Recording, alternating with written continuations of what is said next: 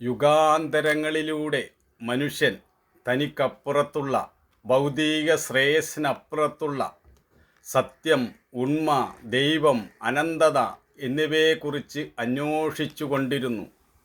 മനുഷ്യൻ എപ്പോഴും ചോദിച്ചു പോന്നിട്ടുണ്ട്, ഇതെല്ലാം എന്താണ്? ആത്യന്തികമായി ഇതിന് വല്ല അർത്ഥവുമുണ്ടോ? ജീവിക്കുക എന്ന് പറയുന്നത് എന്താണ്? ജീവിതത്തിന് അപ്പുറത്ത് വല്ലതുമുണ്ടോ? നമ്മൾ നിരന്തരമായ ജീവിത പോരാട്ടത്തിൽ ഏർപ്പെട്ടുകൊണ്ടിരിക്കുന്നു. ശാന്തിയും സമാധാനവും ആഗ്രഹിക്കുന്നു. പക്ഷേ അതുമാത്രം ലഭിക്കുന്നില്ല. ഭയങ്കരമായ അത്യാർത്തി, അസൂയ, അക്രമം, സ്പർദ്ധ, ഉത്കണ്ഠ, നിരാശ ഇതെല്ലാമാണ് നമുക്ക് നിരന്തരം അനുഭവപ്പെട്ടുകൊണ്ടിരിക്കുന്നത്. അധികാരത്തിനും പേരിനും പ്രശസ്തിക്കും വേണ്ടി മത്സരിക്കുന്ന ഒരു സംസ്കാരത്തിൽ ജീവിക്കുന്ന നമ്മൾ നമ്മുടെ ഉള്ളിലും പുറത്തും എന്താണ് സംഭവിക്കുന്നതെന്ന് നിരീക്ഷിക്കാറില്ല. നമ്മൾ അഭിമാനിക്കുന്ന നേട്ടങ്ങളെല്ലാം വിദ്വേഷത്തിനും വെറുപ്പിനും ഒടുങ്ങാത്ത യുദ്ധത്തിനും മാത്രമാണ് കാരണമായി തീരുന്നത്. പരസ്പരം ഭയപ്പെട്ട് ജീവിക്കേണ്ടി വരുന്നു. എല്ലാ കൗശലങ്ങളും ഉപയോഗിച്ച് ആ ഭയത്തിൽ നിന്നും മോചനം നേടാൻ ശ്രമിക്കുന്നു. പക്ഷേ സാധിക്കുന്നില്ല. സ്ഥായിയായ ഭയം തന്നെയാണ് ശോകം, വിഷാദം. യുദ്ധങ്ങൾ, വിപ്ലവങ്ങൾ, പരിഷ്കാരങ്ങൾ, നിയമങ്ങൾ, ആശയ സംഹിതകൾ മുതലായവയിൽ നിന്നും ഉരുത്തിരിഞ്ഞു വന്ന ബാഹ്യമായ നിയമങ്ങൾ മനുഷ്യൻ്റെ ആന്തരികമായ പരിവർത്തനപ്പെടുത്തുന്നതിൽ പരാജയപ്പെട്ടിരിക്കുന്നു.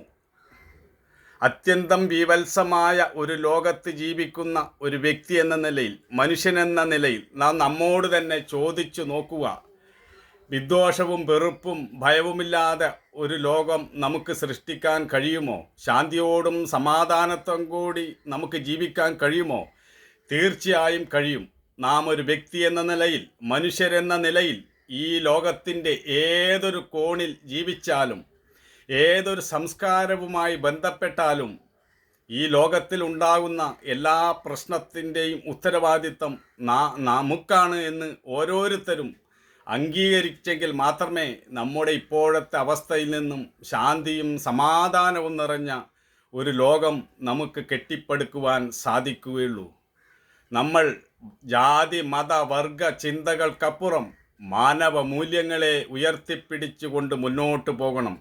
ഇന്ന് ജാതിയുടെയും മതത്തിൻ്റെയും രാഷ്ട്രീയത്തിൻ്റെയും പേരിൽ മനുഷ്യൻ ചൂഷണത്തിന് ഇരയാകുന്നു. ഓരോരുത്തരും അറിവും ബോധവുമുള്ളവരാകുമ്പോഴാണ് സമൂഹത്തിൽ ശാന്തിയും സമാധാനവും കൈവരുന്നത്. നമുക്ക് അറിവില്ലെങ്കിൽ, നമ്മൾ ദുർബലരാണെങ്കിൽ കഴിവുള്ളവർ, പദവിയുള്ളവർ നമ്മെ ചൂഷണം ചെയ്യും. അത് തിരിച്ചറിയണമെങ്കിൽ നമ്മൾ അറിവും ബോധവുമുള്ളവരായിരിക്കണം. ദൈവം ഒന്നേ ഉള്ളൂ.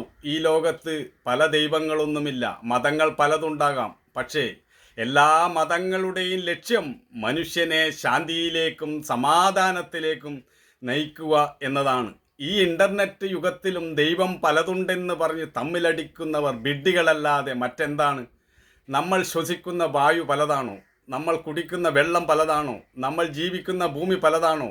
ആകാശം പലതാണോ? നമ്മൾ ഉപയോഗിക്കുന്ന അഗ്നി പലതാണോ? എവിടെയാണ് വേർതിരിവ്?